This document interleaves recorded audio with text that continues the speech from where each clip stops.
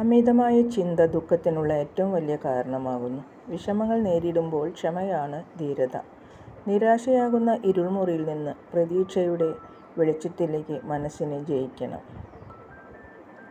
നമ്മുടെ രക്ഷകൻ സ്വയം നമ്മൾ തന്നെയാണ്.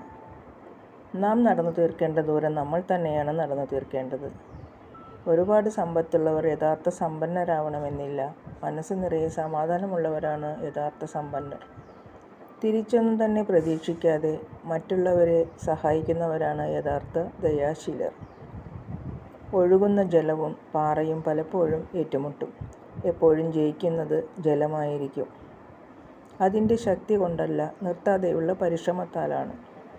മികച്ച പ്രവർത്തനങ്ങളിലൂടെയാണ് സ്ഥാനമാനങ്ങൾ ഉണ്ടാവേണ്ടത്. സ്വയം തിരിച്ചറിയാൻ കഴിയുന്ന ഒരാൾക്ക് ഒന്നുമില്ലായ്മയിൽ നിന്നും വിജയങ്ങൾ നേടാൻ കഴിയും. ചെയ്യുന്ന ജോലിയോട് ആത്മാർത്ഥതയും സത്യതയും ഉണ്ടെന്നിരിക്കെ പരാജയഭീതി ഒരു തടസ്സമാവില്ല. ഒരുപാട് സ്നേഹത്തോടെ ഏവർക്കും ശുഭരാത്രി. Good night.